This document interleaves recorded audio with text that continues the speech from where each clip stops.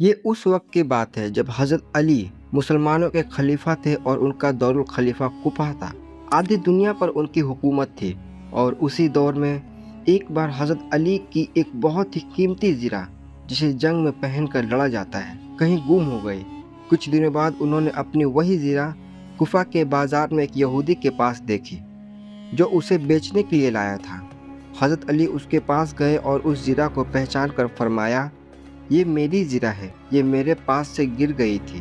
یہودی نے انکار کر دیا اور کہا، نہیں، یہ میری زرہ ہے اور میرے قبضے میں ہے۔ حضرت علی رضی اللہ عنہ وقت کے سب سے بڑے خلیفہ تھے۔ پورا فوج ان کے حکم کے تابع تھا۔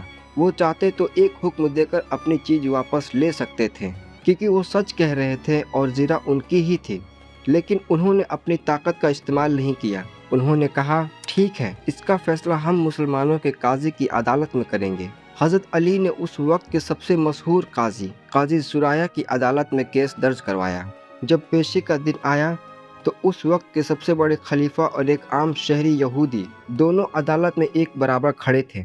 قاضی سرایہ نے دونوں کو باادب بیٹھایا، لیکن حضرت علی نے قاضی کو ٹوکتے ہوئے کہا، قاضی صاحب، عدالت میں کسی کے ساتھ خاص برتاؤ مت کیجیے۔ میں یہاں خلیفہ کی حیثیت سے نہیں بلکہ ایک فریادی کی حیثیت سے آیا ہوں۔ قاضی سرایہ نے حضرت علی سے پوچھا، امیر المومنین، آپ کا کیا دعویٰ ہے؟ حضرت علی نے فرمایا، یہ زرہ جو اس یہودی کے پاس ہے یہ میری ہے۔ میں نے اس کو نہ تو بیچا ہے اور نہ ہی کسی کو تحفے میں دیا ہے۔ قاضی نے یہودی سے پوچھا، تمہارا اس بارے میں کیا کہنا ہے؟ یہودی نے جواب دیا، زرہ میری ہے کیونکہ یہ میرے ہاتھ میں ہے اور میں امیر المومنین کو جھوٹا بھی نہیں کہتا۔ قاضی سرایہ جانتے تھے کہ حضرت علی جھوٹ نہیں بول سکتے۔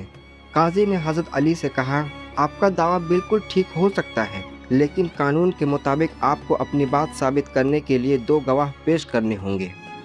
حضرت علی نے مسکراتے ہوئے اپنے بیٹے امام حسن اور اپنے آزاد کردہ غلام قندر کو گواہ کے طور پر پیش کیا۔ قاضی سرایہ نے اسلامی قانون کی باریکیوں کو دیکھتے ہوئے فیصلہ سنایا، امیر المومنین، آپ کے غلام کی گواہی تو قبول ہے، لیکن اسلامی عدالت میں باپ کے حق میں بیٹے کی گواہی قبول نہیں کی جا سکتی۔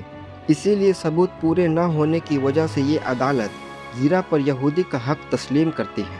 اپنے وقت کے سب سے بڑے لیڈر اپنے ہی مقرر کیے ہوئے جج کے سامنے اپنا کیس ہار گئے، لیکن انہوں نے قاضی کے فیصلے کو خوشی خوشی قبول کیا اور بنا کوئی غصہ کیے وہاں سے چلنے لگے۔ یہودی یہ سب دیکھ کر حیران تھا۔ اس کی آنکھیں پھٹی کی پھٹی رہ گئیں۔ ایک ایسی سلطنت جس کا بادشاہ چاہتا تو اس کی جان لے لیتا۔ وہ عام انسانوں کی طرح عدالت میں آیا، اپنے خلاف فیصلہ سنا اور مسکراتے ہوئے مان لیا۔ اس نے سوچا کہ ایسا عدل و انصاف کوئی عام قانون نہیں ہو سکتا۔ وہ ترنت دوڑتا ہوا حضرت علی کے پاس گیا اور پکار کر کہا، میں گواہی دیتا ہوں کہ جو دن اتنا انصاف پسند ہو کہ وقت کا بادشاہ اپنے ہی جج کے سامنے ہار جائے، وہ دین حق ہے۔ میں گواہی دیتا ہوں کہ اللہ کے سوا کوئی معبود نہیں اور محمد صلی اللہ تعالیٰ علیہ وسلم اس کے رسول ہیں۔ اور اس کے بعد اس نے سچائی بتائی۔ اس نے کہا، جب آپ لوگ صفین کے چھاونی سے گزر رہے تھے تب یہ زرہ آپ کے اونٹ سے گر گئی تھی اور میں نے اسے اٹھا لیا تھا۔